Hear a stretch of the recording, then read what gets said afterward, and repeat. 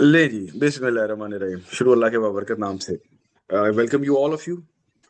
देखिए, आज हमने जो यूनिट स्टार्ट करना है वो बहुत अमेजिंग अमेजिंग यूनिट है। It's CVS physiology. और ये वो यूनिट है जो जिसको आगे वो अपने आप को अच्छा डॉक्टर महसूस करता है, एटलीस्ट फील भी करता है ना। सीवीएस, क्योंकि रोजाना आपके भी इनबॉक्स में ईसीजीज आती होंगी, इको की रिपोर्ट्स आती होंगी आपके जानने वालों की, तो वो जाहिर है आपको देखनी पड़ती होंगी। तो एक्सक्यूज बहरहाल, मी सर। जी doctor Nazima.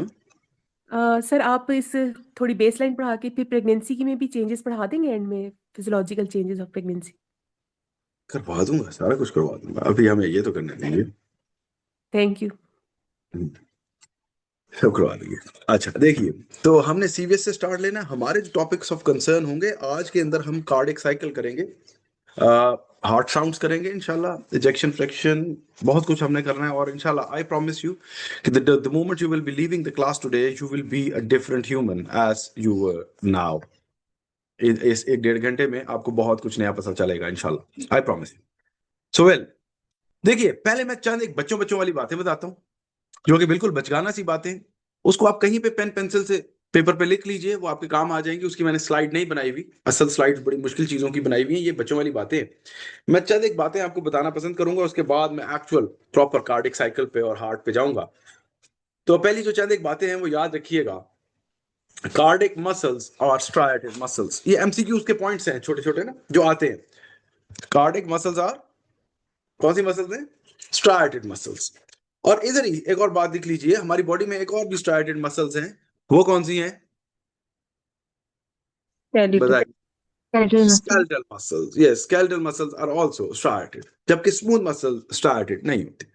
Okay, skeletal muscles में जो स्ट्राइएशंस होती हैं वो जेड डिस्क की वजह से होती हैं। In the skeletal muscles the striations are due to the Z disc, जबकि कार्डिक मसल्स में जेड डिस्क को रिप्लेस करता है कौन? इंटरकलेटेड। Very good. तो कार्डिक मसल में striations is due to intercalated discus.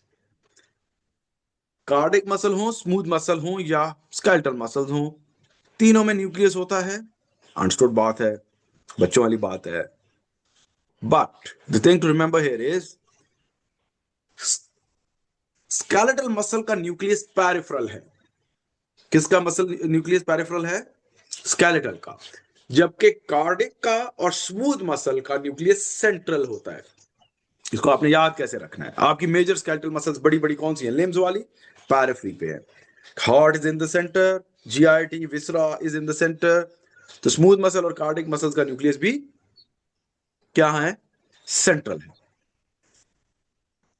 Smooth muscles की नर्व सप्लाई ऑटोनॉमिक नर्व थी, है ना? और स्केलेटल मसल्स की नर्व सप्लाई कौन सी होती है? Somatic nerves, almost always but not always. कोई बंदा आप में से या बंदी आप में से मुझे उसकी एक्सेप्शन बताएगा? कौन सी स्केलेटल मसल्स हैं जिनको ऑटोनॉमिक नर्व सप्लाई करती हैं? सर चेस्ट ब्रीदिंग और क्या थी, इंटरकोस्टल? नहीं, वो भी स्केलेटल मसल। सर ये इसोफिगस का जो फर्स्ट पार्ट है, इसोफेगस का अपर पार्ट में जहां पे स्केलेटल मसल्स होती हैं उसकी नर्व सप्लाई वेगस है, और पैरासिम्पैथेटिक सप्लाई भी है उसकी। सो वेरी गुड, आपने मेरी ये बात याद रखी। जिन लोगों ने जीआईडी पढ़ा, I really thank you people to remember it. अल्लाह ताला आपको कामयाब करेगा इंशाल्लाह। अच्छा, दूसरी बात, जो कार्डिक मसल्स हैं उनकी नर्व सप्लाई कौन सी है? शाबाश, अब आप लोग बताइए। ऑटोनॉमिक ही होगी सर। देखिए, not have an supply. Self-excitatory होता है। they are self-excited. They ideally do not have a nerve supply, but they beat on their own, but they can be manipulated. आप बैठे हुए हैं, पढ़ रहे हैं, आपके छोटे भाई ने, बहन ने, बेटे ने, किसी ने आगे आपको डरा दिया, आपका हार्ट रेट तेज हो गया, आप सो रहे हैं, आपका हार्ट रेट गिर गया। तो इसका मतलब है कि सप्लाई है सही, लेकिन हर वक्त काम नहीं वो कर रही होती। तो मॉड्यूलेशन है वो ऑटोनॉमिक के थ्रू है, पैरासिम्पैथेटिक एंड सिंपैथेटिक के थ्रू। अच्छा, कार्डिक मसल्स की जो वो जो टी ट्यूब्यूल्स हैं स्केलेटल मसल्स के कंपैरिजन में 5 टाइम्स उनका डायमीटर ज्यादा है। कितना डायमीटर ज्यादा है? 5 टाइम्स। और 5 टाइम्स डायमीटर ज्यादा होने की वजह से एरिया कितना ज्यादा हो जाएगा?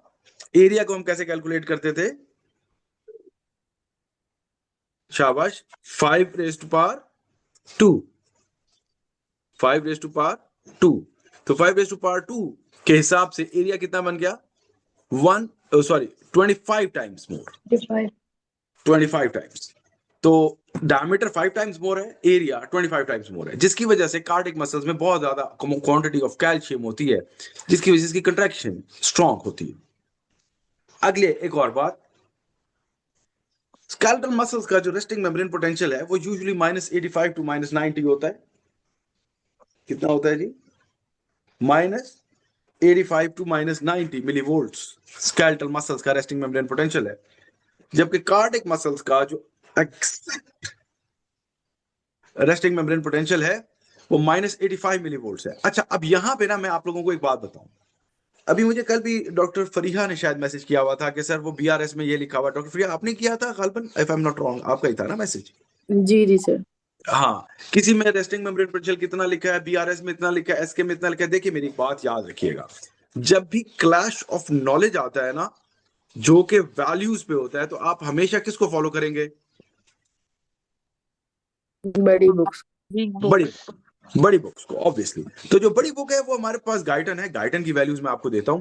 नर्व का रेस्टिंग मेम्ब्रेन पोटेंशियल -90 है, स्केलेटल मसल का -80 टू 90 है, जबकि कार्डियक मसल का -85 है। लेकिन एक और बात, कार्डियक मसल्स दो किस्मों की है। अच्छा, ये छोटे छोटे से एमसीक्यूज के पॉइंट्स हैं जो आपको बता रहा हूं, अब एक्चुअल नॉलेज में हम जाते हैं इंशाल्लाह। कार्डियक मसल्स दो किस्मों की है, एक वो जो कंट्रैक्टाइल मसल्स हैं जो कि कंट्रैक्ट कर रही हैं, लेकिन एक आप लोगों ने नाम सुना है SA node, AV node, bundle of His, Purkinje fibres, right bundle branch, left bundle branch. Have you heard the names? Yes. Yes, sir. सुना है ना? वो क्या होते हैं? वो नर्व्स हैं। वो क्या है? बहुत सारे लोगों को यही कंफ्यूजन है। वो they are specialised cardiac muscle cells. SA node, internodal pathways, AV node, bundle of His, इंशाल्लाह हमारा कल का टॉपिक होगा। They are what? Specialised cardiac muscle cells. So cardiac muscle cells वो भी हैं, उनका रेस्टिंग मेम्ब्रेन पोटेंशियल -60 मिलीवोल्ट। ये जो conducting system of the heart है, जो स्पेशलाइज्ड कार्डियक मसल सेल्स है, उनका आरएमपी कितना है जनाब? -60 मिलीवोल्ट। तो ये चंद एक चीजें थी। और अब एक छोटी सी मिसाल के साथ मैं बात को शुरू करता हूं कि हमारी जो पल्स है ये इसी वजह से आ रही है कि हमारा हार्ट बीट कर रहा है। क्या ख्याल है? इसी वजह से आ रही होगी, है ना? यस। अच्छा, अब मेरे हाथ को जरा गौर से देखिएगा। अगर हमारा हार्ट यूं कंट्रैक्ट करता और यूं खुल जाता, यूं कंट्रैक्ट करता और यूं खुल जाता, तो क्या ये पल्स का करेक्टर ऐसा बनता, या ये यूं कंट्रैक्ट होके रहता और फिर थोड़ी देर बाद खुलता? तो ये पल्स का करेक्टर ऐसा बनता। सोचिए, पहले वाली की तरह, दूसरे वाली की तरह, ऐसे या ऐसे? दूसरे वाला। दूसरे वाली की तरह। कार्डियक मसल एक सस्टेन्ड कंट्रैक्शन देती है जो कि प्रोलॉन्ग होती है, सो दैट के कार्डियक आउटपुट जनरेट हो सके। इसलिए अब मेरी एक छोटी सी बात याद रखिएगा, जितने भी एक्शन पोटेंशियल्स है ना हमारी बॉडी में, उनके अंदर दो फेजेस होते हैं जनरली। हाइपरपोलराइजेशन एक एक्स्ट्रा फेज है, उसको हम एक्शन पोटेंशियल का फेज नहीं कहते।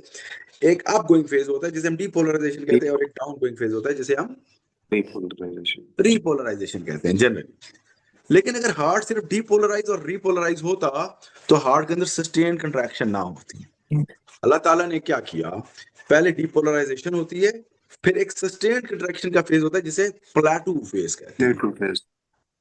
Depolarisation, then plateau, and then repolarisation phase. तो इसका मतलब क्या हुआ कि हार्ट की एक्शन पोटेंशियल में, सॉरी पठान बन गया, हार्ट के एक्शन पोटेंशियल में कितने फेजेस हैं? 3.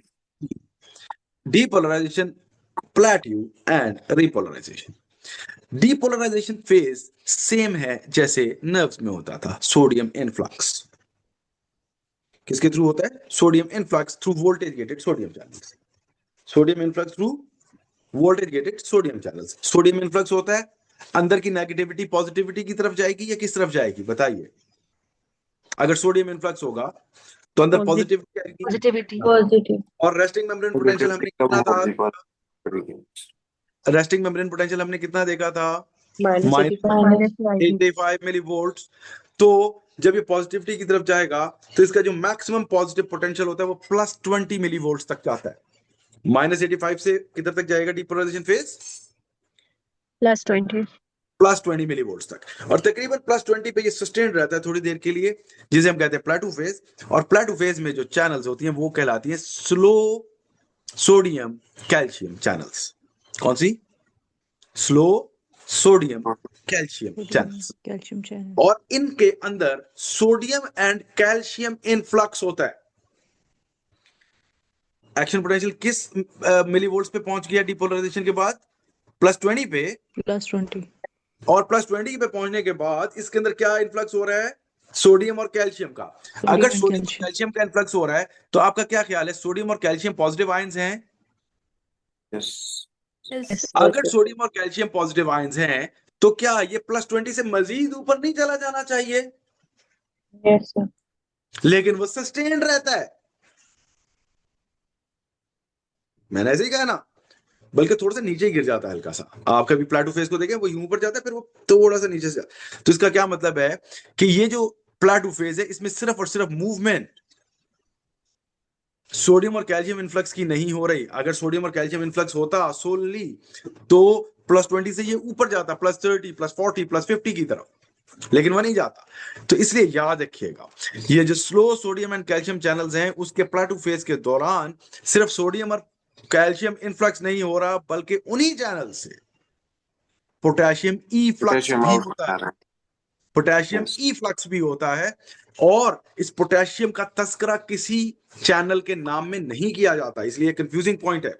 So remember, the slow sodium and calcium channels not only allow influx of sodium and calcium, while also they allow efflux of potassium ions, which are yet again positive ions. तो कुछ positive अंदर आए, कुछ positive बाहर चले गए, तो action potential के जो मैग्नीट्यूड है, जो मिलीवोल्ट्स है, वो तकरीबन क्या रह जाएगा? कांस्टेंट रह जाएगा, स्टैटिक रह जाएगा। Did you get the concept here, please?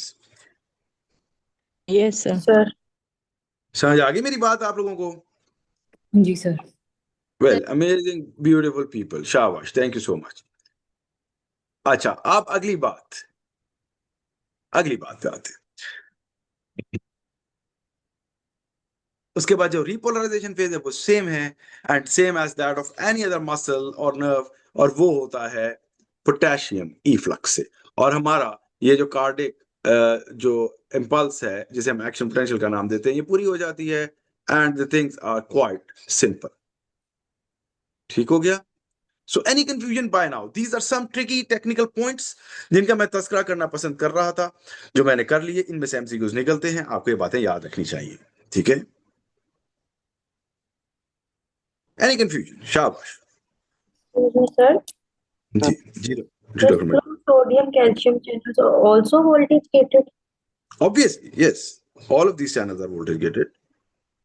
दो चैनल्स काम कर रहे हैं कंपैरेटिव टू स्केलेटल मसल्स, हाँ जी। सोडियम कैल्शियम और I'll repeat. Sodium influx depolarization, fast sodium channels, voltage gated. Plateau phase, voltage gated ही है। स्लो कैल्शियम सोडियम चैनल्स जिनमें calcium sodium influx है और पोटेशियम इफ्लक्स है। और रिपोलराइजेशन में वोल्टेज गेटेड पोटेशियम चैनल्स है, जिससे सिर्फ क्या होगा? Potassium efflux. और पोटेशियम चूंकि पॉजिटिव आयन है, जब वो बाहर निकलेगा तो वो एक्शन पोटेंशियल वापस नीचे -85 तक आ जाएगा। And story ends here. I guess it's quite simple, और इसके ऊपर हम अपना ज्यादा टाइम जाया ना करें, क्योंकि हम असल टेक्निकल चीज पे आना चाहेंगे। और वो जो है एक बहुत खूबसूरत टॉपिक है जिसको हम कार्डिक साइकिल कहते हैं। लेकिन कार्डिक साइकिल पे जाने से पहले अगेन कुछ थोड़ी सी बचकाना सी बातें, क्योंकि हमारे यहाँ बहुत सारे ग्रेजुएट्स ऐसे होते हैं जो डेंटिस्ट्री के हैं, कुछ ऐसे हैं जो फॉरेन ग्रेजुएट्स हैं।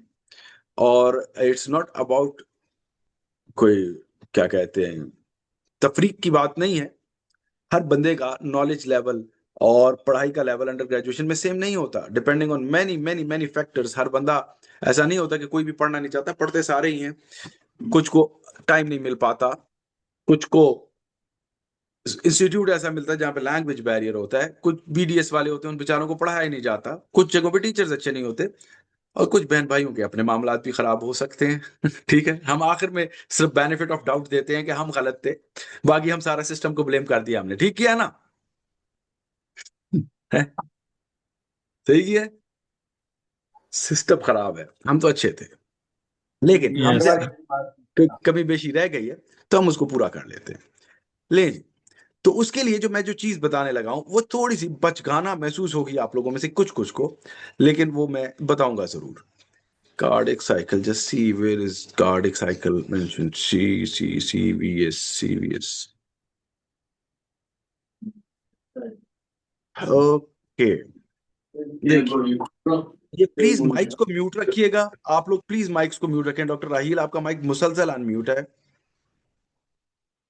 देखें, ये एक बहुत अजीबो गरीब सा फिगर आपको नजर आ रहा है, जिसके ऊपर मैं बिल्कुल भी आपसे कहूंगा कि आप ना जाएं, आप उधर ना देखिए। मैं आपको कुछ चीजें अभी बताना चाहता हूं जो कि बिल्कुल बच्चों वाली है। मैंने आपसे पहले कहा कि मैं बिल्कुल बचकाना चीजें चंद एक बताऊंगा, और फिर उसके बाद मैं एक्चुअल नॉलेज पे जाऊंगा। देखिए इधर, और आप, मुझे ये इस बात का बहुत ज्यादा यकीन है कि आप लोग वही चीजें देखेंगे जो मैं आपको कह रहा हूं कि अभी ना देखें, इसलिए मैं इन चीजों को थोड़ा सा अभी वक्ती तौर पे आपकी ही परेशानी को दूर करने के लिए छुपा रहा हूं। So just ignore it. देखिए जी, ये जो राइट हैंड साइड पे जो जगह मैंने खाली छोड़ी है, यहाँ पे एक बेसिकली एक फिगर आपको नजर आ रहा है जो कि एक सिंबॉलिक इमेज है हार्ट का। राइट हार्ट है जो कि मैंने ब्लू कलर में बनाया है, जिसके अंदर ऊपर एक चैम्बर है राइट एट्रियम, नीचे एक चैम्बर है राइट वेंट्रिकल। एक लेफ्ट हार्ट है जो कि मैंने रेड में बनाया है, ऊपर लेफ्ट एट्रियम है, नीचे क्या होगा, obviously left, what should it be, left Left ventricle. ventricle. Okay. देखिए होता क्या है, लेफ्ट वेंट्रिकल से oxygenated blood, red heart is for oxygenated blood, blood push होता है बॉडी में, बॉडी सारा ऑक्सीजन यूज कर लेती है। डीऑक्सीजनेटेड ब्लड जो कि ब्लू कलर के एरोज में है, वो superior vena cava, inferior vena cava से वापस पहुंचता है राइट एट्रियम में, राइट एट्रियम से राइट वेंट्रिकल, राइट वेंट्रिकल से pulmonary trunk, pulmonary trunk convert होता है पल्मोनरी आर्टरीज में, जो कि वापस लंग्स को जाता है, लंग्स से फिर ऑक्सीजनेट होता है। दो पल्मोनरी आर्टरीज होती हैं और पल्मोनरी वेन्स 4 होती हैं, जो कि ऑक्सीजनेटेड ब्लड लेके आती हैं, दो एक लंग से, दो एक लंग से, और ये ऑक्सीजनेटेड ब्लड वापस कहाँ एंटर हो जाता है, इन द कौन सा atrium, left Left. Atrium. Left. तो देखिए अल्लाह ताला ने हार्ट में कितने वॉल्व रखे। पहला सवाल मेरा आप लोगों से, 4. चार, चार चार, ऐसे 4 ही पड़े। चले, अब मैं इंशाल्लाह जिंदगी के साथ साथ, वक्त के साथ साथ आप लोगों को रोजाना ये प्रूव करूंगा कि आपके बहुत सारे कॉन्सेप्ट्स ऐसे हैं जिनको मैं ऐसे करके ना स्क्रैम्बल करके, जैसे आप एक कागज को करके बंद करके यू ट्रैश पेपर बास्केट में फेंकते हैं, डस्टबिन में फेंकते हैं, मैं आपके बहुत सारे कॉन्सेप्ट्स को डस्टबिन में फेंकूंगा इंशाल्लाह। इट्स इसलिए नहीं कि आपको आता कम है, इसलिए कि चीजों के अंदर बेहतरी की गुंजाइश हमेशा रहती है। देखिए हार्ट के अंदर 5 वॉल्व्स है। Does it seem abnormal? आपने तो No, कभी नहीं sir. सुना। अच्छा मैं बता रहा हूं तो सही बता रहा हूँ, मैं आपसे क्यों झूठ क्यों बोलूंगा। लेकिन मैं आपको एक नई बात बता दूं, हार्ट के अंदर जनाब 4 वॉल्व्स नहीं है, पहली बात है 5 है, 5वां आखिर में बताता हूं। एक वॉल्व लेफ्ट एट्रियम और लेफ्ट वेंट्रिकल के दरमियान में है, जो रेड में है, 1 में बनाया हुआ है। एक ये नीचे नंबर 2 वाला रेड वाला एओर्टा की ओपनिंग पे, ऊपर इस तरह राइट हैंड साइड पे ब्लू वाला राइट वेंट्रिकल और राइट एट्रियम के दरमियान, और राइट वेंट्रिकल और पल्मोनरी ट्रंक के दरमियान नंबर 2 वाला ब्लू। ये जो लेफ्ट साइड वाला नंबर 1 वॉल्व है, ये लेफ्ट एट्रिया और लेफ्ट वेंट्रिकल के दरमियान में है। Yes. Yes. It can be said as left atrioventricular valve because it is present in between the left atria and the left ventricle. इसके 2 Yes. कस्प्स होते हैं, इसके 2 कस्प होते हैं, इसलिए इसको बायकस्पिड भी कहते हैं।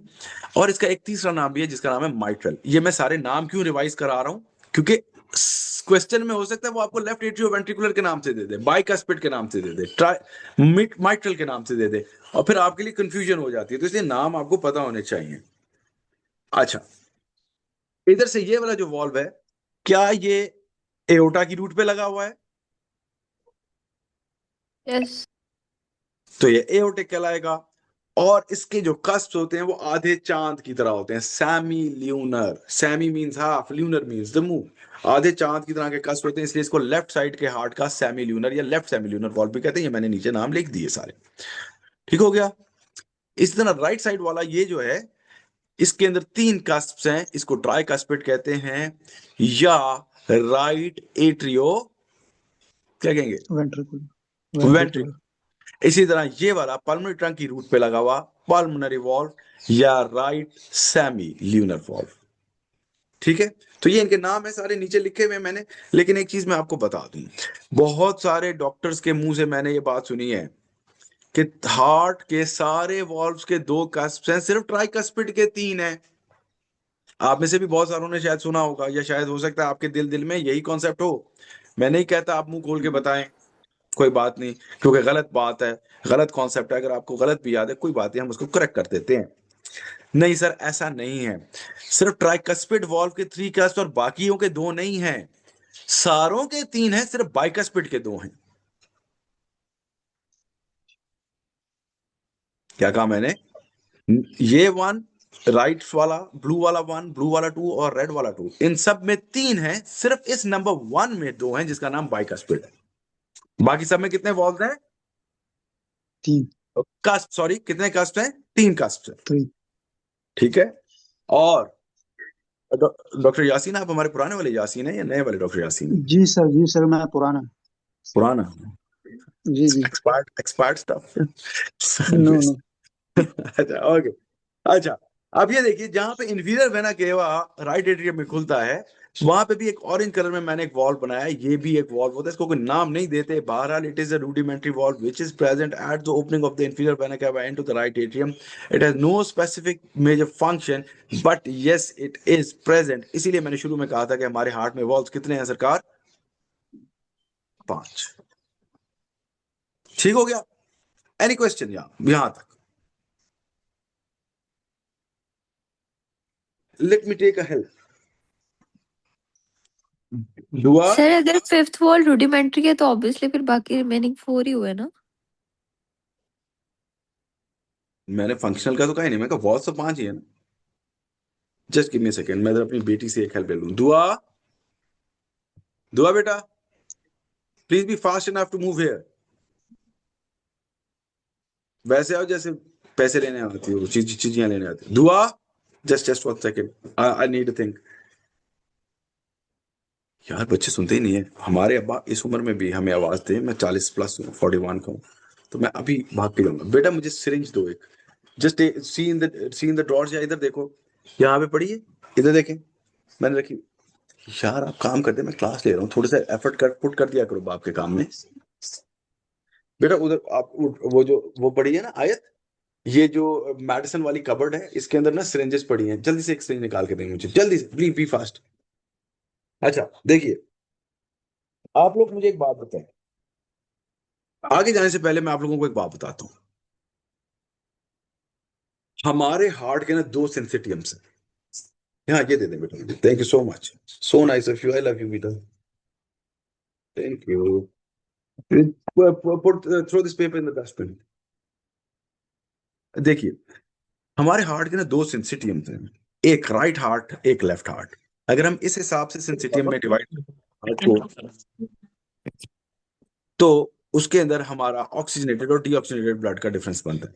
देखिए राइट हार्ट में कौन सा ब्लड होता है? हमेशा ब्लू वाला, डीऑक्सीजनेटेड, जबकि लेफ्ट हार्ट में हमेशा कौन सा होता है? ऑक्सीजनेटेड। एक तो ये सेंसिटियम है। दूसरे तरीके से अगर हम हार्ट के सेंसिटियम को डिवाइड करें ना, तो मैं आपको एक और तरीका बताता हूँ। ऊपर एट्रिया है, नीचे वेंट्रिकल है। अगर ये दोनों इकट्ठे कंट्रैक्ट करते तो क्या कार्डियक आउटपुट बनता? No sir No. So the atrial syncytium is a separate thing. The ventricular syncytium is yet another thing. The atria contract while the ventricles are relaxing. Then the ventricles contract, and at that moment the atria are relaxing. ये मेरे हाथों को देखिए, ऊपर वाला हाथ atria, नीचे वाला हाथ वेंट्रिकल। ये ऐसे चलता है, ये कंट्रैक्टेड है तो ये रिलैक्स्ड, फिर ये ऐसे, लाइक दिस। ठीक है, समझ आई? Yes, sir. Yes, sir. Did you get the concept? Okay. अब देखिए, अब होगा क्या कि अगर ये दोनों इकट्ठे कंट्रैक्ट कर जाते तो पटाखा बच जाता, कार्डिक आउटपुट ना बनता। तो एक चीज याद रखिएगा कि जिस वक्त एट्रिया सिस्टली करते हैं उस वक्त वेंट्रिकल्स डायस्टली करते हैं, और जब वेंट्रिकल्स सिस्टली कर रहे होते हैं तो एट्रिया डायस्टली कर रहे होते हैं। एक तो ये बात याद रखिएगा। और by far the most strongest contraction in all of the heart is in which chamber of the heart? Any one of you? Left ventricle. Left ventricle. Left ventricle. चले, क्यों? क्योंकि लेफ्ट वेंट्रिकल ने ब्लड पूरी body को देना है, सबसे बड़ा कार्डिक आउटपुट उसका है। अब आप लोगों से मैं एक गुजारिश करूंगा, गौर से सुनिए मेरी बात। आप लोग जिस रूम में भी बैठे हुए हैं, खाओ आपका बेडरूम है, ड्राइंग रूम है, टीवी लॉन्च है, कोई किचन में बैठी खातून है, और अपने वार्ड में बैठे, जहां पे भी बैठे, imagine that room as the left ventricle. आपका जो रूम है वो क्या है? लेफ्ट वेंट्रिकल है। और आपके रूम की छत के ऊपर जो रूम है, इमेजिन कर लें, अगर नहीं भी है तो जस्ट इमेजिन, वो क्या होगा? लेफ्ट। और आपके रूफ की बेसमेंट में जो रूम है, अगेन अगर है नहीं भी है तो बस इमेजिन कर लें, वो जो नीचे को जो रूम है, या जो नीचे एक टनल जा रही है, वो है aorta. You are this bright star, like this shining star, sitting here in the left ventricle, like a shining star. Okay? ठीक है? Yes, sir. Yes, Okay. Now, आपकी छत पे जो वॉल्व लगा हुआ है वो है माइट्रल वॉल्व, और जो आपके फ्लोर पे वॉल्व लगा हुआ है वो है aortic valve.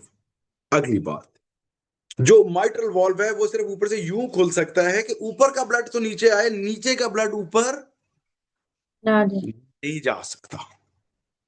By default left ventricle के अंदर लेफ्ट एट्रियम का तो ब्लड आ सकता है, लेकिन लेफ्ट वेंट्रिकल का ब्लड वापस ऊपर को लेफ्ट एट्रियम में नहीं जा सकता। अगर जाएगा तो वो पैथोलॉजी है, और उस पैथोलॉजी को हम कहते हैं माइट्रल रिगर्जिटेशन। ठीक हो गया? नाउ अगली बात, जो आपके फ्लोर पे वॉल्व है, एओर्टिक वॉल्व है, उसमें बाय डिफॉल्ट ब्लड आपके रूम से नीचे टनल्स में तो जा सकता है, लेकिन नीचे से ब्लड ऊपर नहीं आ सकता। अगर आएगा तो वो एओर्टिक रिगर्जिटेशन होगी। अब वो कैसे होती है हम बाद में देखेंगे, लेकिन यहां तक आपको बात समझ आ गई? yes, sir. Yes, sir. ऐसी सिरिंजें आप सबने देखी, सारे डॉक्टर्स हैं, मैं इसकी नीडल उतार दी। अगर मैं इसको पानी से भर लेता हूं और मैं इसको आहिस्ता आहिस्ता दबाता हूं, आहिस्ता आहिस्ता दबाता हूं, क्या पानी यूं गिर जाएगा, यूं ऐसे इधर से यूं नीचे? यस। ओके। अगर मैं इस सिरिंज को पकड़ता हूं, इसके आगे एक थंब रख लेता हूं या फिंगर रख लेता हूं, यहां से इस प्लंजर को पुश करता हूं, अंदर पानी भरा हुआ है, ये तो एयर है ना, कंप्रेस होगी, पानी तो कंप्रेस नहीं होता। और फिर अचानक से जब ये फुल प्रेशर बन जाता है, मैं इस उंगली को हटाता हूं, तो क्या पानी वो वहां पे शूट करके जाएगा? Yes, sir. Yes. Okay. Now put your hand on your radial artery and just feel what's the character of this pulse. क्या हार्ट का लेफ्ट वेंट्रिकल ऐसे कंट्रैक्ट कर रहा है तो ऐसे पल्स का करेक्टर बनता है, या ऐसे कंट्रैक्ट कर रहा है तो पल्स का ऐसे करेक्टर बनता? बताइए, पहली दफा या दूसरी की दफा? Second one. Second one. पहले हार्ट का प्रेशर बनाया जाता है, फिर आउटलेट वाल्व खोला जाता है, और हमारी एक ठक करके पल्स हमें फील होती है। अगर हार्ट कॉन्ट्रैक्ट कर रहा होता, मुसलसल ब्लड बाहर जा रहा होता, तो हमारी पल्स का ये करेक्टर कभी भी ना बनता। यहां तक बात आपको समझ आ गई मेरी? Yes. Now let us go back. अब देखिए, मैं इस कहानी को अब एक दूसरे अंदाज में लेके चलता। हमारा जो लेफ्ट वेंट्रिकल है उसकी जो कंट्रैक्शन फेज है उसे हम क्या नाम देना पसंद करेंगे? बताइए, क्या नाम देंगे आप? Ventricular systole. Ventricular systole. Okay, very good. और जो हमारे लेफ्ट वेंट्रिकल का रिलैक्सेशन फेज है, ये जो फिलिंग फेज है, उसे आप क्या नाम देना पसंद करेंगे? Diastole. Ventricular diastole. That's amazing. Ventricular systole में दो फेजेस हैं, जरा गौर से सुनिएगा। कितने फेजेस हैं? दो फेजेस हैं। पहला वो फेज है जिसके अंदर ये जो सिरिंज थी, ये बेसिकली लेफ्ट वेंट्रिकल है, या आप जिस रूम में बैठे हैं ये भी लेफ्ट वेंट्रिकल है। इसके ऊपर इसकी वॉल्स कंट्रैक्ट करती हैं, लेकिन इसका आउटलेट वॉल्व, लेफ्ट वेंट्रिकल का आउटलेट वॉल्व कौन सा है? बताइए इस फिगर में। एओर्टिक वॉल्व, क्योंकि ब्लड उधर से आगे जाना था।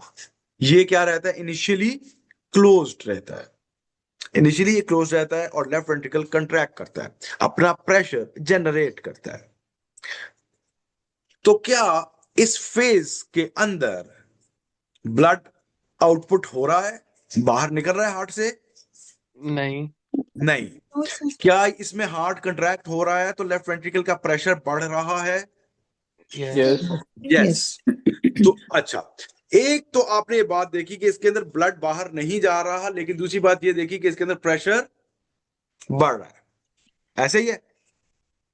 इस फेज को हम कहते हैं आइसो वॉल्यूमेट्रिक कंट्रैक्शन। आइसो या आइजो, बेटा मेरा इधर बैठा होता मुझे करेक्ट करता है, इट्स नॉट आइसो, इट्स आइजो।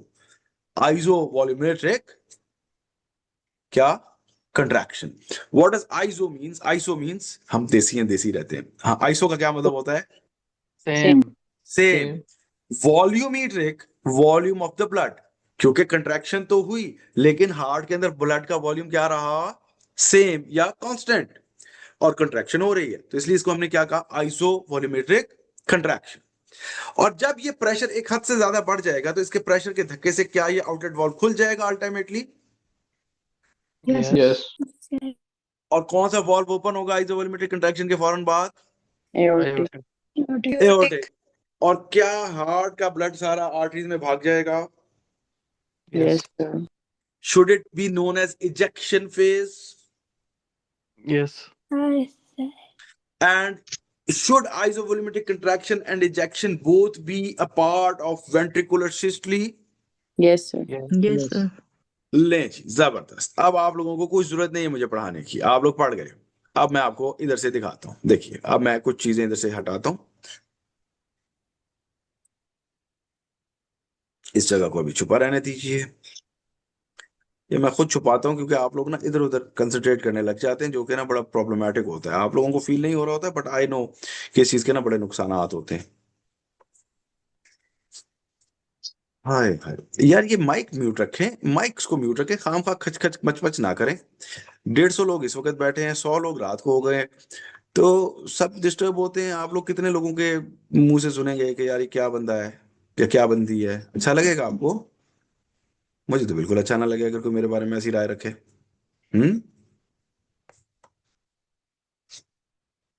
लें जी, अब आप लोगों ने किसी मजीद चीज को नहीं देखना, सिर्फ वो बातें जो मैं बता रहा हूं उधर फोकस रखना है आप लोगों ने। ये क्या लिखा है मैंने? Systole. And by default it is understood, ये किस चीज की सिस्टली है? वेंट्रिकल की या एट्रिया की? और वेंट्रिकल भी कौन सा वाला हम डिस्कस कर रहे हैं? लेफ्ट। लेफ्ट वेंट्रिकल की सिस्टली में पहला फेज आया आइसो वॉल्यूमेट्रिक कंट्रैक्शन। नजर आ रहा है लेबल आपको? है ना? इधर कंट्रैक्शन हुई, प्रेशर बढ़ा, तो ये रेड लाइन किस चीज की लाइन है? प्रेशर की। Should the pressure rise? Yes. Pressure ऊपर चढ़ गया ना, देखें ये प्रेशर ऊपर चला गया। And what should happen to the volume? Same रहेगा। सेम रहेगा। तो ये ब्लू में मैंने वॉल्यूम लाइन बनाई, तो वॉल्यूम क्या रहा? सेम कांस्टेंट, इसीलिए इसका नाम क्या हो गया? सेम वॉल्यूम कंट्रैक्शन या आइसोवॉल्यूमेट्रिक कंट्रैक्शन। और जब लेफ्ट वेंट्रिकल का प्रेशर इतना ज्यादा बढ़ गया कि उसके प्रेशर से कौन सा वॉल्व खुलेगा? एओर्टिक या माइट्रल? Aortic. एओर्टिक। तो यहां पे नीचे देखिए, जैसे आइसोवॉल्यूमेट्रिक कंट्रैक्शन पूरी हुई तो नीचे कौन सा वॉल्व ओपन हो रहा है? ये मैंने नीचे लिखा हुआ है, Aortic. Aortic valve opens. और जैसे एओर्टिक वॉल्व ओपन हुआ, यहाँ का सारा ब्लड किस में घुस गया? एओर्टा में। और उस फेज को हम क्या कहेंगे? Ejection phase. और इसके अंदर प्रेशर थोड़ा सा बढ़ेगा और वापस उस पॉइंट पे पहुंचेगा जहां से स्टार्ट हुआ था। जैसे ही ब्लड पूरा बाहर निकला और वो प्रेशर, जिस प्रेशर पे वो वॉल्व खुला था, जैसे ही प्रेशर वापस उस पॉइंट पे पहुंचा तो एओर्टिक वॉल्व वापस क्या हो जाएगा? बंद हो जाएगा। लेकिन जो हार्ट का लेफ्ट वेंट्रिकल का वॉल्यूम है वो क्या हो चुका होगा? कम। समझ आई गेम? आइसोवॉल्यूमेट्रिक कंट्रैक्शन में वॉल्यूम सेम रहा, प्रेशर बढ़ा। इजेक्शन में वॉल्यूम गिर गया क्योंकि बाहर निकल गया, और प्रेशर वापस उसी पॉइंट पे आ गया जहां से स्टार्ट हुआ था। जिस जगह पे ओपन हुआ था उसी जगह पे आके वापस क्लोज हो गया। And the systole finishes. हाँ जी, समझ आई सिस्टली? जी sir. Yes sir. Yes, sir. Is it easy? Yes और खुदा का वास्ता है, तुम सारे डॉक्टर हो, आप सारे डॉक्टर हैं, मैं आपकी बड़ी इज्जत करता हूं, सॉरी मुंह से तुम निकल गया, नेवर माइंड, आप सारे डॉक्टर्स हैं, लेकिन खुदारा बोंगा सवाल करने से पहले ना थोड़ा चैट जीपीटी को छेड़ लिया करो, करें। ये किताब तो हम लोग नहीं उठाना पसंद करते, या जेमिनाई को छेड़ लिया करें, सिरी बेगम भी अच्छे जवाब दे देती हैं, चैट जीपीटी, गूगल। मेरे से अभी पिछले दिनों मेरे इनबॉक्स में एक मैसेज आया हुआ था, और ये बहुत दफा आता है, सर आपने तो कहा था कि सिंपैथेटिक सिस्टम हार्ट रेट और फोर्स ऑफ कंट्रैक्शन बढ़ाता है। मैं कहा जी बिल्कुल बढ़ाता है, तो फिर अगर पैरासिम्पैथेटिक इन्फ्लुएंस में हो हार्ट तो क्या इजैकुलेशन नहीं होगी? मैंने कहा यार क्या सवाल है ये, what the hell is this question? Ejaculation. Yes sir किधर पहुंच रहे हैं? इंजेक्शन और भाई यही तो बता रहा हूं, people confuse the terms. Male genitalia में पैरासिम्पैथेटिक सिस्टम इरेक्शन करवाता है, सिंपैथेटिक इजैकुलेशन करवाता है, but that ejaculation and this ejection is very very different, for heaven sake. ये सवाल मैं 15,000 दफा ले चुका हूं अपनी जिंदगी में, और मैं हर दफा सर पीटता हूं अपना, इसलिए अब मैंने खुद ही बताना शुरू कर दिया कि मेहरबानी करो इनमें डिफरेंस रखो भाई। ये ejection of the left ventricle, it has nothing to do with ejaculatory ways of the semen, ठीक है? नीचे आप लोग हंस रहे, मैं मजाक नहीं कर रहा यार, ऐसे ऐसे स्टूपिड सवाल आते हैं, सर फ्रेश करा दिया आपने। ठीक है ना? तो डॉक्टर शाहजहां हंस रही है, लो सारे हंस रहे, नीचे 10 लोग हंस रहे, मजाक के अलावा सच बता रहा हूँ। ये सवाल मैं लेता हूँ ना, मुझे पता है फिर मुझे कितनी तकलीफ होती है, फिर मैं कहता हूँ यार मैंने तुम्हें ये तो नहीं पढ़ाया था। तो गुस्सा अपने पे चढ़ता है फिर मुझे कि यार मैंने ऐसे पढ़ाया था, इतना बारीक। बहरहाल, सो नेवर माइंड। एनीवेज, अब जब सिस्टली हो गई पूरी, तो क्या शुरू होनी चाहिए? Diastole and ventricular diastole. अब वेंट्रिकुलर डायस्टली में हार्ट क्या करेगा? रिलैक्स, और जब हार्ट रिलैक्स करेगा उसमें कौन सा प्रेशर बनेगा? पॉजिटिव प्रेशर या नेगेटिव प्रेशर? नेगेटिव। नेगेटिव होगा। Negative negative pressure. क्वेश्चन। और वो नेगेटिव प्रेशर सक्शन प्रेशर कहला सकता है। यस सर, बिल्कुल। आप जिस कमरे में बैठे पहले वो कंट्रैक्ट हुआ, फिर उसने बार ब्लड फेंक दिया, वो रिलैक्स हो रहा है, इसमें सक्शन बन रही है, तो क्या इधर प्रेशर गिरेगा? Yes sir. क्या? और ये देखो, ये ऐसी सिरिंज है, वो अब ये खाली हो चुकी थी, इधर यहाँ पे थंब रख दिया, अब इसको हमने उल्टा कर लिया, पहले हम यूं देख रहे थे, अब इसमें क्या बनाई गई है? सक्शन, लेकिन जैसे ही छोड़ा वापस चली गई। आपने यूं थंब रख के इसको यूं डिप करे पानी में, और जैसे ही छोड़ेंगे पानी स्पीड से अंदर शड़प करके नहीं घुस जाएगा, यस। है ना? ये सिरिंज बड़ी जबरदस्त चीज है। तो लेकिन अभी इनलेट वॉल्व क्या है? बंद है, और इसलिए कि इसके अंदर अभी ब्लड नहीं आ रहा, इसलिए इस फेज को हम क्या कहेंगे? आइसोवोल्यूमेट्रिक रिलैक्सेशन। अब देखो हार्ट डायस्टली करेगा, अपने अंदर सक्शन प्रेशर बढ़ाएगा, लेकिन अब हार्ट का इनलेट वॉल्व कौन सा है? वो आपके फर्श वाला या आपकी छत वाला? छत वाला। और उसका नाम क्या था? शाबाश, माइट्रल, बाइकस्पेट, लेफ्ट एट्रियोवेंट्रिकुलर। जब एक सिग्निफिकेंट सक्शन प्रेशर अंदर बढ़ा दिया जाएगा तो ऊपर छत पे लगे हुए कस्प यूं नीचे गिरेंगे, और लेफ्ट एट्रिया में जितना ब्लड था वो सारा ग्रुप करके अंदर आके गिर जाएगा, किसके? लेफ्ट वेंट्रिकल के। ये देखिए, आइसोवोल्यूमेट्रिक रिलैक्सेशन में सक्शन प्रेशर डेवलप हुआ, प्रेशर नीचे गिरा, लेकिन अभी ब्लड इनफ्लो नहीं किया, क्योंकि देखिए मैंने यहां पे ब्लड का लेवल स्टैटिक बनाया, इसलिए इसको हमने क्या कहा? Same volume relaxation, isovolumetric relaxation. और जैसे ही एक सिग्निफिकेंट सक्शन प्रेशर डेवलप हुआ तो कौन सा वॉल्व ओपन होगा? छत पे लगा हुआ माइट्रल वॉल्व। और जैसे ही माइट्रल वॉल्व रिलैक्स होगा तो ऊपर एट्रिया में ब्लड पड़ा हुआ था वो सारा ग्रुप करके वेंट्रिकल में कैच हो जाएगा। सही है? यस तो देखिए, जब ऊपर से ब्लड नीचे गिरता है इसके अंदर प्रेशर में कोई चेंज नहीं आता, लेकिन वॉल्यूम क्या हो गया? बढ़ा, बढ़ गया। यस। अब मेरी बात सुने, अभी मैंने थोड़ी देर पहले क्या कहा था कि जब यूं हाथ दिखाए थे ऐसे आपको, ऐसे, अब वेंट्रिकल रिलैक्स कर रहा है तो एट्रिया को क्या कर रहा होना चाहिए इस वक्त? कंट्रैक्ट। अच्छा, अब हमारी छत पे जो कमरा है वो था लेफ्ट एट्रिया का। और लेफ्ट एट्रिया कहता है कि यार सारी जिंदगी तुम लोग बताते रहे कि हार्ट की एक साइड में 2 चैम्बर्स होते हैं, कार्डियक साइकिल तुमने सारे का सारा वेंट्रिकल में पढ़ा दिया, मेरी कोई औकात है? Am I any use to you? क्या मेरे भी कोई सिविल राइट्स हैं? तो मुझे भी तो कुछ काम को बताओ, मेरे भी तो कुछ तस्करा कर लो। तो हम ये कहेंगे कि जब ये सक्शन वाला ब्लड खींच लेगा लेफ्ट वेंट्रिकल, तो उस वक्त लेफ्ट एट्रिया के अंदर से सारा ब्लड नीचे नहीं आ जाता, बल्कि उसके अंदर लंग से मजीद ब्लड आ रहा होता है। तो लेफ्ट एट्रिया फिर सिस्टली करता है और कंट्रैक्ट करता है, तो जो रिमेनिंग ब्लड होता है वो उसको भी स्क्वीज इन कर देता है, किसके? In the Left one. left Left ventricle. So at the time of ventricular diastole, the last event of that, duration is what? Atrial systole, जिसके अंदर वेंट्रिकल में थोड़ा सा प्रेशर बढ़ता है और रिमेनिंग ब्लड भी किस में आ जाता है? हमारे लेफ्ट वेंट्रिकल में। और जब लेफ्ट वेंट्रिकल ब्लड से पूल हो जाता है, भर जाता है, तो वो जो इनलेट वॉल्व था, अब इसको खुले रहने का कोई फायदा रह गया या नहीं रहा? नहीं रहा।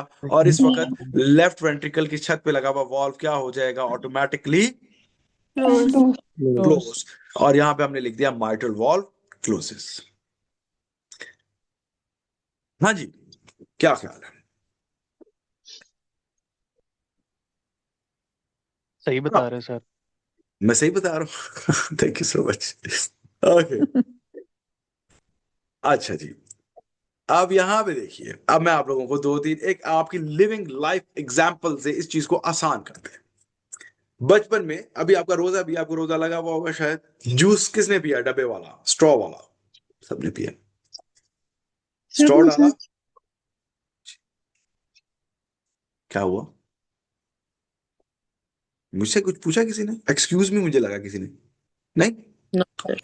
ओके, सबने जूस पिया होगा डब्बे वाला, स्ट्रॉ डाले, स्ट्रॉ डालते थे तो पहले क्या करते थे? सक्शन प्रेशर बनाते थे। Now consider your left ventricle as your mouth, oral cavity. Dr. Yasin Khan, please mute your mic. If unmute रखना है तो उसको खामोश ना रहने, उसको बोले ना पीछे। ओके, आप सक्शन बनाते थे, सारे का सारा जूस अंदर चला जाता था। Yes, sir. Yes. और जब सारे का सारा जूस अंदर चला जाता था तो आप उसको खड़का के देखते थे। अभी अंदर जूस खड़क रहा है, लेकिन वो आपके स्ट्रॉ में नहीं आ रहा। यस। फिर आप क्या करते थे? स्ट्रॉ निकाल के फेंकते थे, ऊपर रखा, उसको यूं दबाया। सही बात है। समझ आई? Yes sir. Yes, ये sir. जो Actually. सक्शन से लेफ्ट वेंट्रिकल ने ब्लड अंदर खींच लिया, वो है वो जूस जो आपने खुद से सक्शन से खींच लिया, जो अंदर रह गया। फिर उसके लिए उसको दबाना पड़ेगा। वो जूस का डब्बा एट्रिया था और आपकी ओरल कैविटी वेंट्रिकल। वेंट्रिकल ने पहले खींच लिया, जो रह गया डब्बे से दबा दिया। प्रोसेस क्या है? Ventricular diastole. समझ आई गेम की? और फिर सबसे एंड का काम, सबसे मजे का, कि वो स्ट्रॉ वापस डाला और डब्बे को वापस फुलाया, फिर पांव के नीचे रख के पटाखा बजाया। सही है? चलो वेल, अब ये समझ आ गया आपको? Yes. यहां तक किसी का कोई सवाल? सर ये इजेक्शन और इनफ्लो फेस में रैपिड और रिड्यूस लिखा हुआ है कुछ बुक्स में, ये बता मुझे दें। बुक्स का कुछ नहीं पता, मुझे इसका पता है जो मैं पढ़ा रहा हूँ, वो बाद में करेंगे हम। ओके, देखिए, मैं उसको देख लेते हैं। मैं आपके सवाल पे आखिर में आता हूँ, पहले इस टॉपिक को कंप्लीट कर ले। अब यहाँ पे ये वॉल्व बंद हो जाएगा और इसके बाद दोबारा क्या शुरू होगा? अगला कार्डिक साइकिल, जिसके अंदर दोबारा ये लाइन ऊपर जाएगी। और कौन सा फेज शुरू हो जाएगा? Isovolumetric contraction, ejection, isometric relaxation, rapid inflow, atrial systole, isometric, और ये सर्कल चलता रहा चलता रहा चलता रहा। अब देखिए, वॉल्व्स के क्लोजर भी समझ आ गए, ओपनिंग्स भी समझ आ गई आपको। अभी देखिएगा, हम इस फिगर से बहुत कुछ निकालेंगे और बहुत मजा आएगा आपको इंशाल्लाह। अब यहां पे देखिए वॉल्यूम, यहां पे ये जो यहां पे मैंने हार्ट बनाए हैं दोनों, यहां पे कौन सा फेज खत्म हो रहा है? डायस्टली का। डायस्टली का। डायस्टली। तो इस टाइम को हम एंड डायस्टलिक टाइम कह सकते हैं, eight the end of diastole.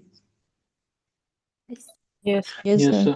और डायस्टली के एंड पे लेफ्ट वेंट्रिकल में जो अमाउंट ऑफ ब्लड होगी हार्ट के अंदर, उसको क्या हम एंड डायस्टलिक वॉल्यूम का नाम दे सकते हैं? Yes sir. ठीक है, चलें, बिल्कुल दे सकते हैं। आपसे हमने रिकमेंडेशन ले ली, हमने अपनी कैबिनेट से वोट ऑफ कॉन्फिडेंस करवा लिया है। देखिए जी, द हार्ट, जिसके ऊपर हमने हार्ट लेबल किया है, this is the volume of blood present in the left ventricle at the end of diastole and it should be known as end diastolic volume. How simple, the volume of blood present inside the left ventricle at the end of diastole should be known as end diastolic volume। और इसकी quantity कितनी mention की हुई है मैंने यहाँ पे, according to Guyton and Ganong in the biggest books, कितनी है? 120 120 ml। अच्छा, और जब हार्ट ने यहां से सिस्टली कर ली तो इस वाले वॉल्यूम को, जहां पे ग्रीन टिक लगाया हुआ है, इसको क्या कहना चाहिए मुझे? And systolic. And systolic volume, ऐसा वॉल्यूम जो सिस्टली के बाद है। अच्छा, आप मेरी एक बात याद रखना, आपके घर में दो किस्म के बैग्स आते हैं, शॉपिंग बैग्स। एक वो जिस तरह आजकल मेट्रो शेट्रो पे, या वो जो कपड़े वाला बैग होता है, क्या आप बिल्कुल खाली कर सकते हैं उसको? या किसी खातून का हैंड बैग, क्या आप उसको बिल्कुल खाली कर सकते हैं? No sir. ना, उसके अंदर हवा रहेगी, क्योंकि वो थिक मटेरियल का बना हुआ है, लेदर का बना हुआ है, उसकी वॉल्स हैं, आप जितना मर्जी दबा लें बिल्कुल खाली नहीं होगा। अच्छा, फिर अभी आप जाएंगे रोजा इफ्तारी से पहले समोसे खरीदने, पाकिस्तान का नेशनल फूड, समोसे खा खा के समोसे बन गए हम सारे, आलू खा खा के आलू बन गए, है ना? तो समोसे के साथ क्या चीज मिलती है शॉपर में? चटनी। चटनी। चटनी का शॉपर बिल्कुल खाली हो जाता है ना? Yes sir.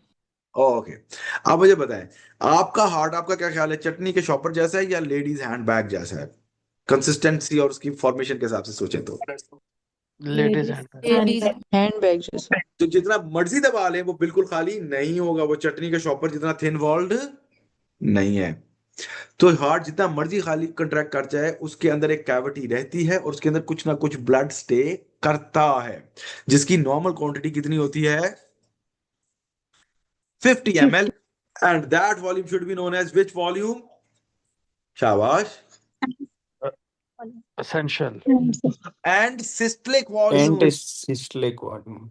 The volume of blood present inside the left ventricle at the end of systole is end systolic volume and it amounts to be 50 ml, क्योंकि हार्ट पूरा खाली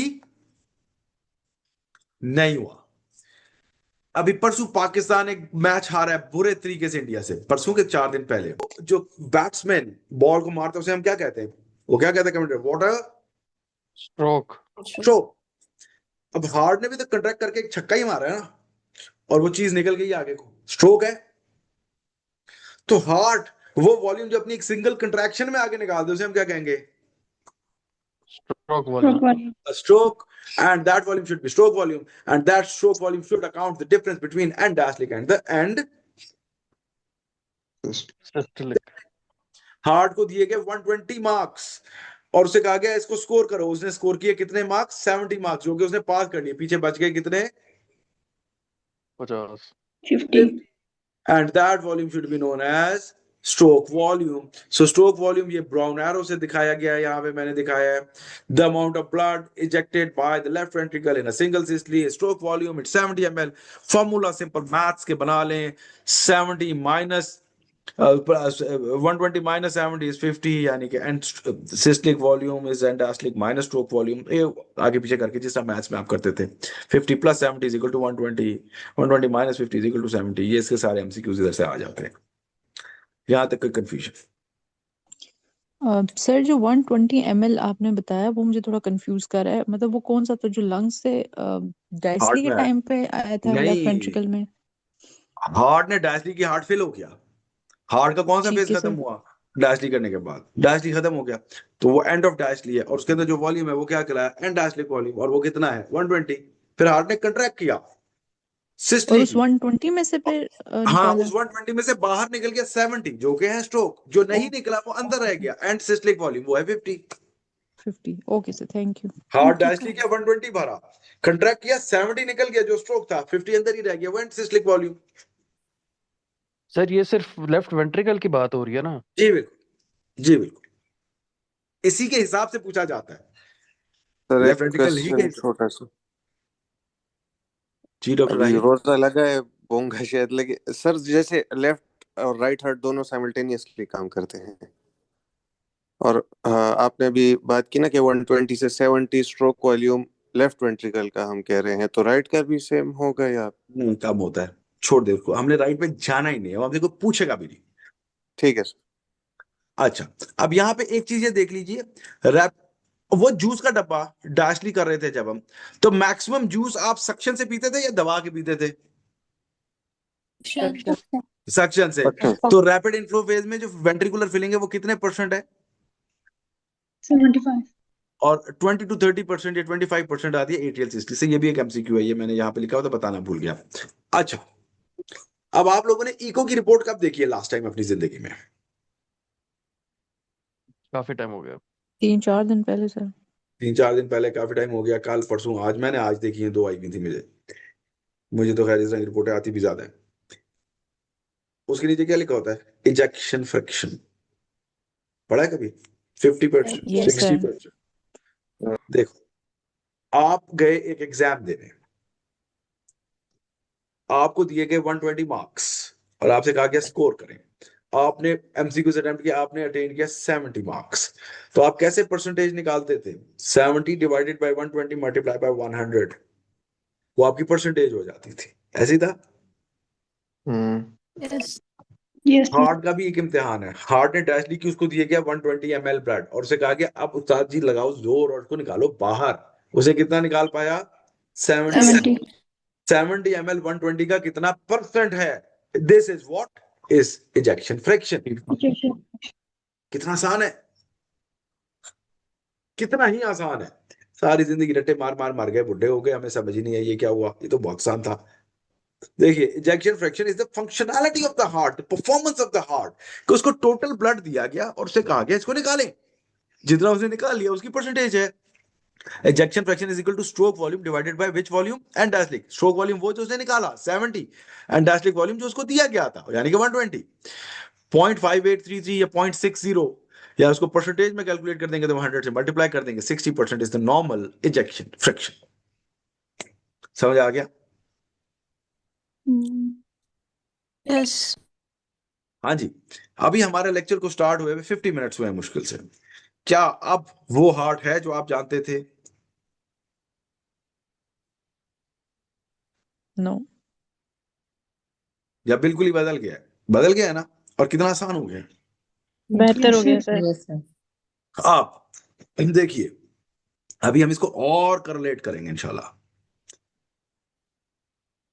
आप के घर में आप लड़कियों की अपने खावंदों से या आप खावंदों की अपनी बीवियों से लड़ाई हो जाती है, तो 90% गुस्सा किस चीज पे निकलता है? बच्चों पे। नहीं नहीं, बच्चों पे ना निकाला करें, दरवाजे पे। ठीक है, दरवाजे पे, ठीक है ना, दरवाजे पे निकलता है। हर हमारे पाकिस्तानियों का, ब्राउन फैमिलीज का आधा गुस्सा या 90% गुस्सा दरवाजे पे निकलता है। गुस्से के बाद रोना आ जाता है सर। ठीक है ना? बोलते ही नहीं। अब एक दरवाजा अगर जोर से बंद होगा तो उसकी ज्यादा आवाज आएगी या खुलने की आवाज ज्यादा आती है? बंद होने की। देखिए, हमारा लेफ्ट वेंट्रिकल और हमारा कार्डियक साइकिल और हमारा हार्ट हमारे घरों के अंदर है। अगर हम समझें तो वो जूस के डब्बे में भी है, वो इस सिरिंज में भी है, वो हमारी लड़ाई में भी है, वो सब जगह पे है। और इसको आप लिंक करके याद करें, चीजें बहुत आसान लगती हैं। दरवाजा खुलने की आवाज ज्यादा आती है, बंद होने की आवाज ज्यादा आती है? बंद होने की। तो ये देखिए, यहाँ पे कौन कौन सी जगहों पे वॉल्व क्लोज हो रहा है। यहाँ पे एक वॉल्व क्लोज हो रहा है, ये देखिए यहाँ पे डायस्टली के फौरन बाद माइट्रल वॉल्व क्लोजेस, और सिस्टली के फौरन बाद यहाँ पे देखिए एओर्टिक वॉल्व क्लोज हो रहा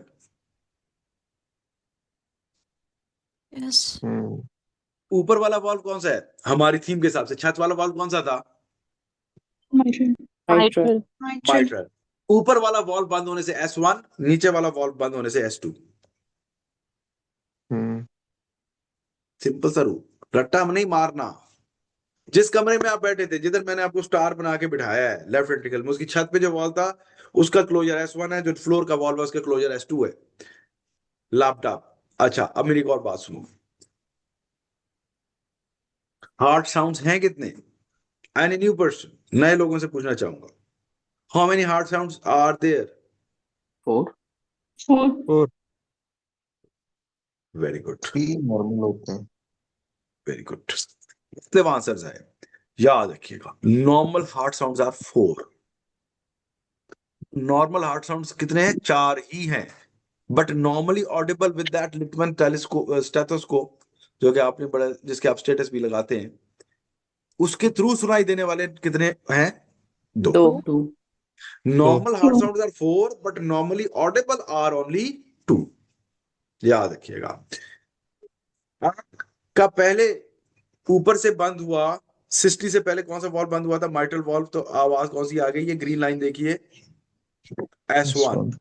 सिस्टली खत्म हुई तो नीचे वाला वॉल्व भी बंद हो गया, जब ब्लड बाहर निकल गया तो एओर्टिक भी बंद हो गया, तो आवाज कौन सी आ गई?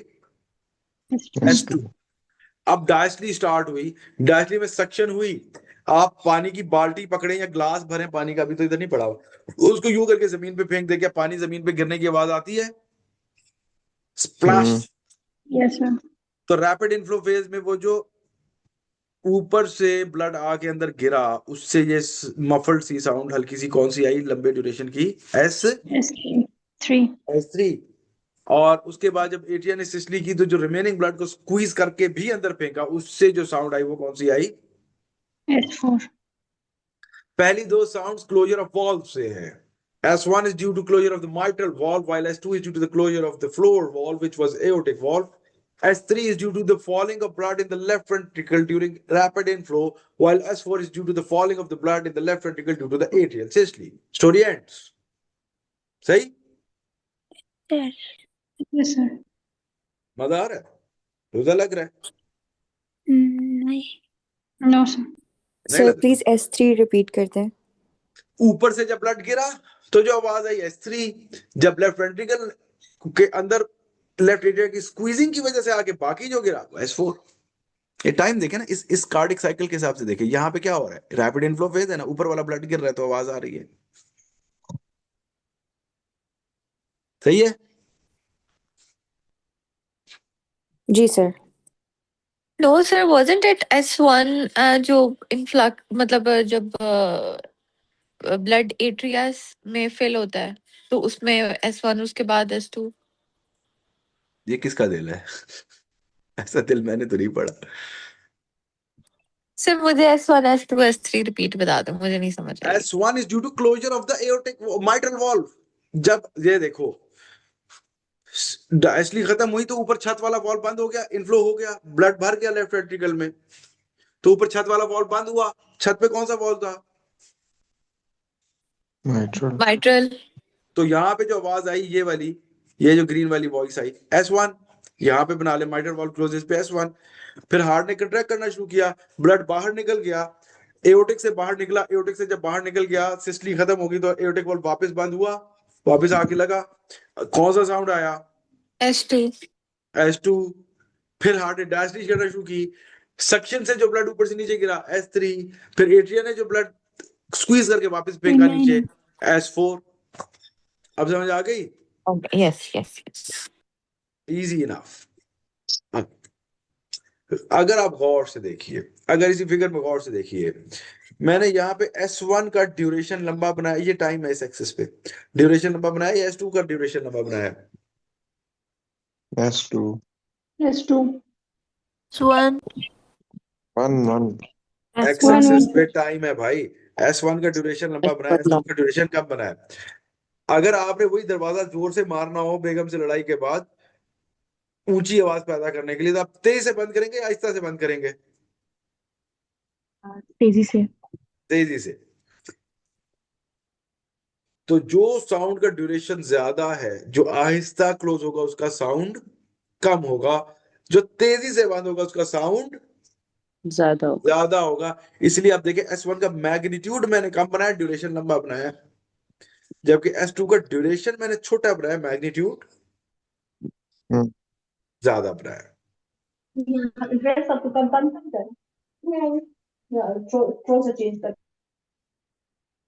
ये भी MCQ है सर। सारे MCQ हैं, एक एक लफ्ज MCQ है भाई। अच्छा जी, आगे चलें, आगे चलते हैं। अब जी होगा क्या? S1 को हम क्या नाम देते थे? लब, सॉफ्टर साउंड, लब। इसको क्या देते थे? डब, डी से हार्ड साउंड। लाभ डाब, गौर से देखो इधर मैं क्या करने लगा हूं। लाभ low frequency long duration, S1 L S1 lower case में, L को भी हम सीधा ही लिखते हैं, उससे याद रख लें। S1 लाभ लो फ्रीक्वेंसी लॉन्ग ड्यूरेशन।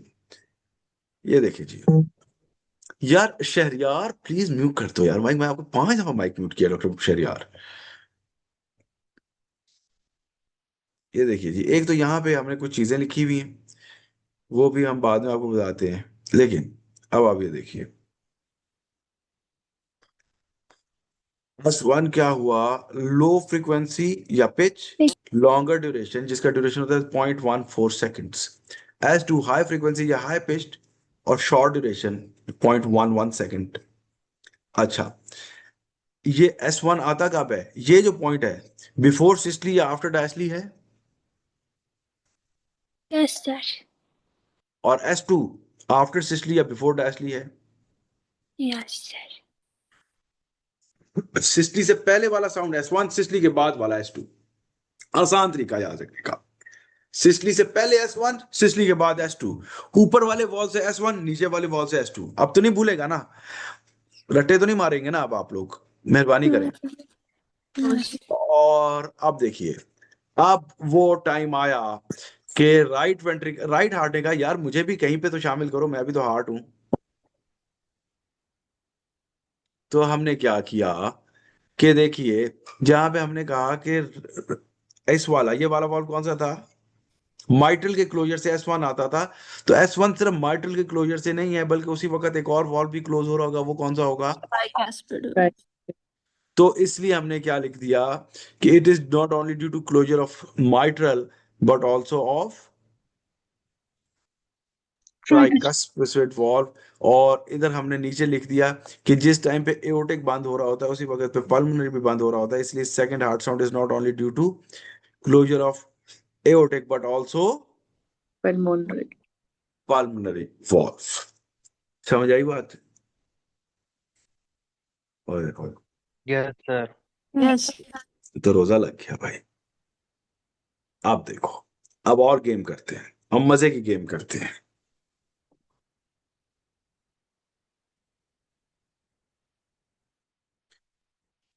मैंने कहा एक बंदे का S1 लाउड है, कौन सा वॉल्व इन्वॉल्व हो सकता है? माइट्रल।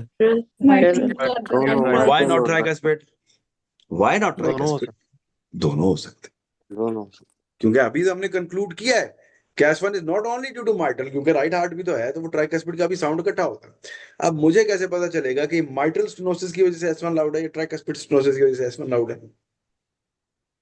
सर जहाँ पे ऑस्कल्टेट कर रहे होंगे उस लोकेशन से गेस करें।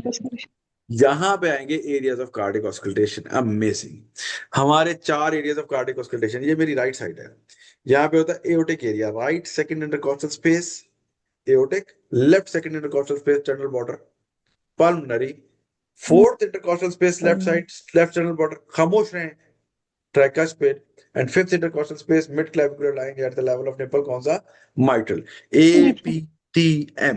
एपीटीएम ये हम आपको गूगल पे चले जाते हैं, गूगल से हम ले लेते हैं थोड़ा सा वो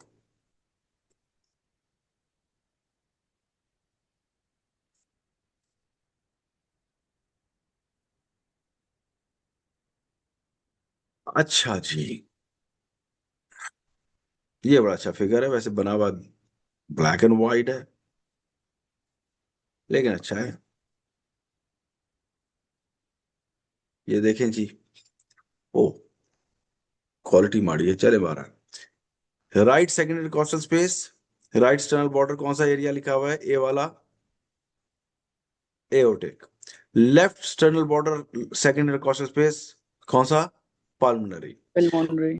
tricuspid fourth intercostal space left sternal border, और माइट्रल मैंने आपको क्या बताया था, fifth intercostal space mid clavicular line या approximately at the level of the nipple, mitral. अगर S1 लाउड ट्राइकस्पिड एरिया में है तो वो ट्राइकस्पिड वॉल्व का मसला है, अगर माइट्रल एरिया पे है तो वो माइट्रल वॉल्व का मसला है।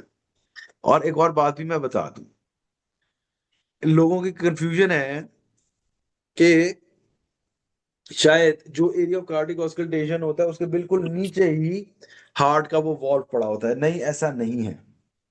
हार्ट का ऐसा सीन नहीं है कि माइट्रल वॉल्व, माइट्रल एरिया के नीचे माइट्रल वॉल्व है, ट्राइकस्पिड के नीचे। नहीं नहीं नहीं नहीं। हार्ट ना एक ट्यूब लाइक स्ट्रक्चर है जिसमें मल्टीपल ट्यूब्स है। जैसे वो आप बचपन में खेलते नहीं होते थे, चार्ट को रोल करके बोल लेंगे तो इधर से बोलेंगे तो आवाज उस तरफ जाएगी, टनलिंग इफेक्ट जिसे हम कहते हैं। Yes sir. क्योंकि हार्ट से बहुत सारी वेसल्स निकल रही हैं, हार्ट खुद भी एक कैविटी वाला स्ट्रक्चर है। तो ट्राइकस्पिड माइट्रल एओर्टिक वॉल्व बिल्कुल उसके नीचे नहीं पड़े होते। ये देखें इस फिगर में, आप देखें आपको नजर आ रहा होगा, ये वॉल्व की पोजीशन ऐसी है। वो टनलिंग इफेक्ट से उसकी वजह से उसका साउंड सबसे अच्छा सुनाई इन जगहों पे देता है। ठीक है, समझ आ गई? Yes Yes, sir. sir. और एक left second third intercostal space भी होता है, उसे अर्ब्स पॉइंट कहते हैं।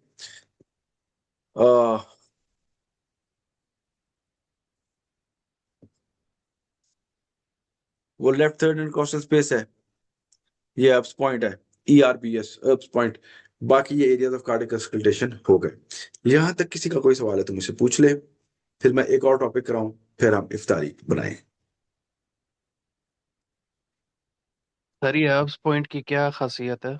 ये आप मुझे बताएंगे, जिसने भी पूछा, मैंने नाम नहीं देखा। डॉक्टर फैजान ने पूछा, आवाज पे जान गए। ले जी, any question if you need to ask please ask, ताकि मैं आगे चलूं।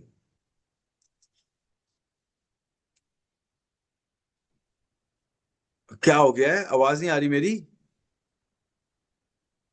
Sir yes sir, proceed. Okay, अब देखो। उफ उफ उफ उफ उफ उफ। बाबा से तो कम डांटते, बाबा से तो कम डांट। देखिए, हमारा जो फर्स्ट हार्ट साउंड था वो किसके क्लोजर की वजह से था बताएं? Aortic, sorry, mitral and tricuspid की वजह से। और सेकंड हार्ट साउंड किसकी वजह से था? पल्मोनरी और एओर्टिक। एओर्टिक की वजह से। अब मेरी एक बात गौर से सुनिएगा,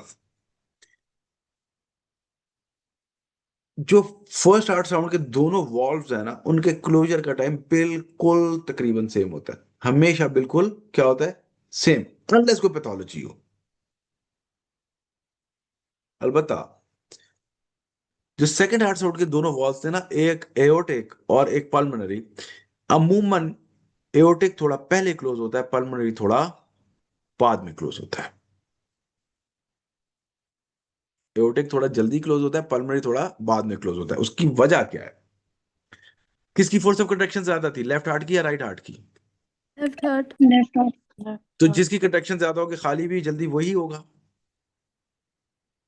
इसलिए यस लेफ्ट वेंट्रिकल जल्दी खाली हो जाता है। सर इसलिए एओर्टिक वॉल्व का साउंड पहले आ जाता है और पल्मोनरी वॉल्व का साउंड थोड़ा बाद में आता है। इसी वजह से ये देखिए मैंने क्या किया, एक और फिगर खोल बनाया, देखिए मैंने नीचे एडिशंस कर दी हैं कुछ, गौर से देखिए।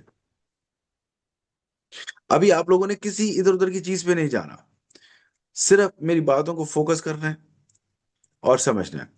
S1 लॉन्ग ड्यूरेशन था और लो पिच था, ऐसे ही था। ये देखें, ये क्या लिखा है? Low frequency low pitch long duration, S1 मोटा छोटा। A2 P2 S2 के कंपोनेंट्स हो गए, aortic component, pulmonary component. Shorter in duration, high in pitch, ऐसे ही था। तो हाई पिच लेस ड्यूरेशन वाला S2 बन गया। और S1 के मैंने क्या कहा था कि दोनों कंपोनेंट्स माइट्रल और ट्राइकस्पिड का क्लोजर तकरीबन हर वक्त सेम टाइम पे होता है, इसलिए इसके अंदर मैंने इसको स्प्लिट किया है कि नहीं किया?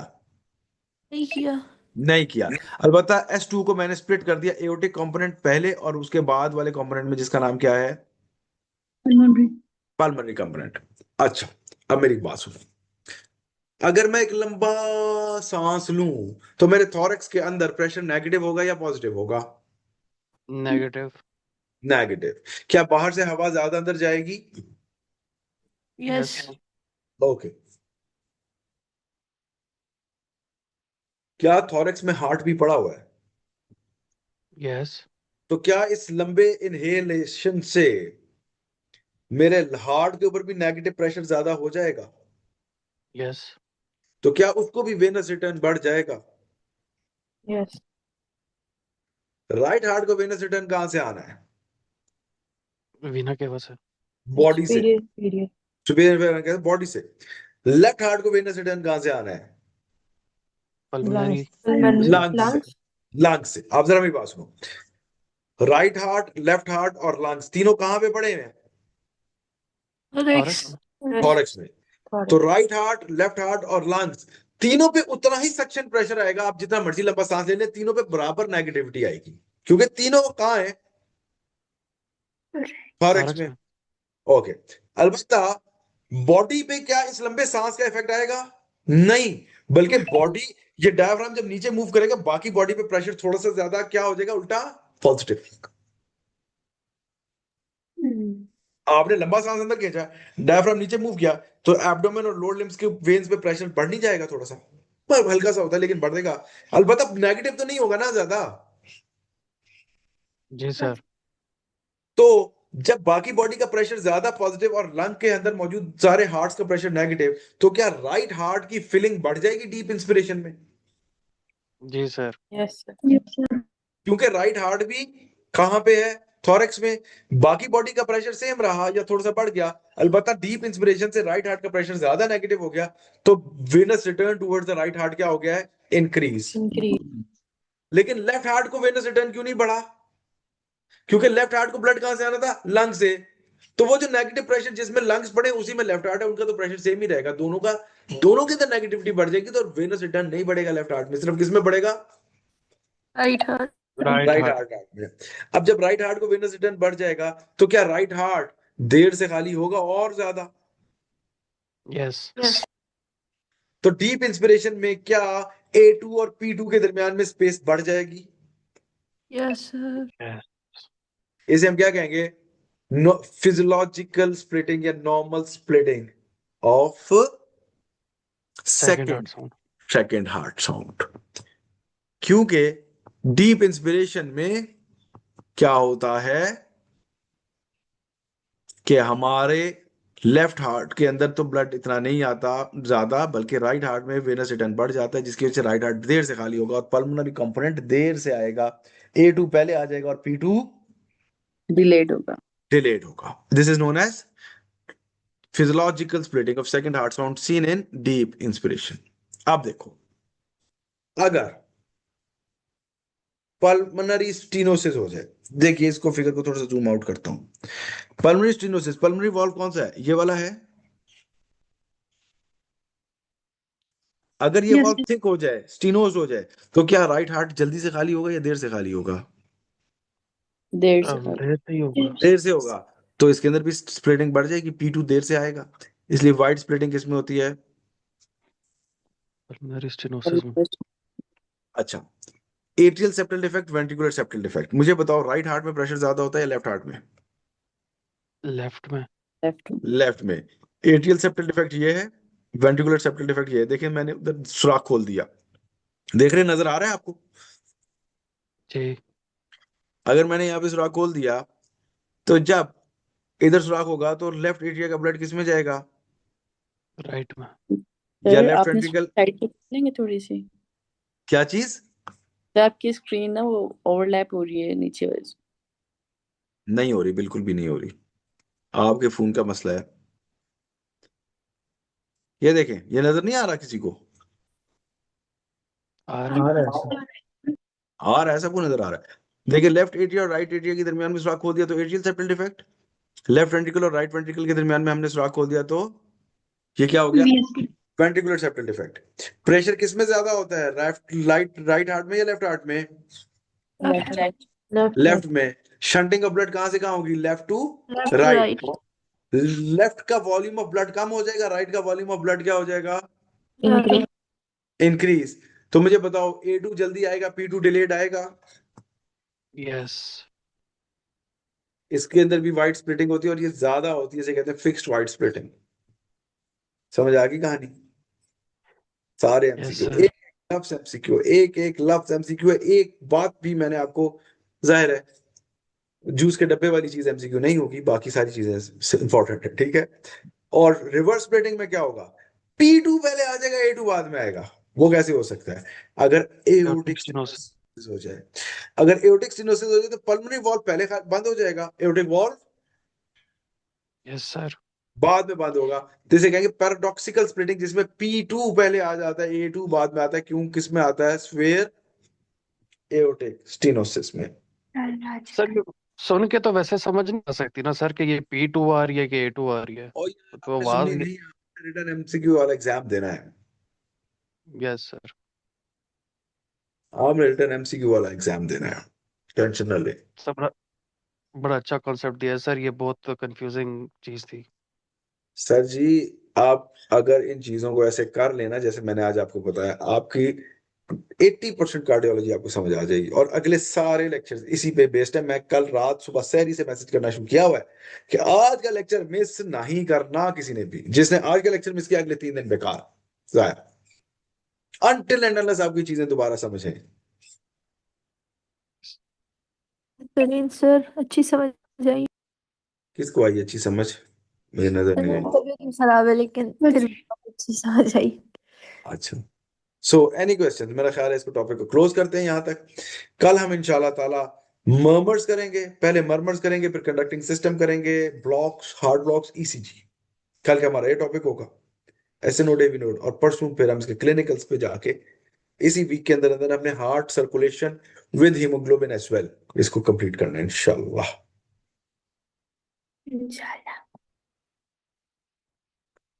और ये आप जाके किताबों से पढ़ें। सर मैंने आपको एक बहुत बड़ी दास्तान सुना दी आज, इतना छोटा नहीं है। कोशिश कीजिएगा रात की क्लास भी लें। अगर आप शाम की क्लास ली है तो रात की क्लास भी लीजिए। यस सर, चीजें रिवीजन से ही क्लियर होंगी कुछ जब खुद रिवीजन पढ़ेंगे करें तो। इसकी। हाँ, यस। कोई सवाल वैसे है तो पूछ लें। सर ये स्त्री और इस 4 जो मतलब ऑडिबल नहीं है, तो उसकी क्लिनिकल सिग्निफिकेंस क्या है, या पैथोलॉजीज में ये हम सुनेंगे? अगर S3 और S4 ऑडिबल हो जाएगा तो कोई ना कोई पैथोलॉजी होगी, वो आप हमें ढूंढ के बताएंगे। चैट जीपीटी से भी पूछा भी बताएगा। सर एक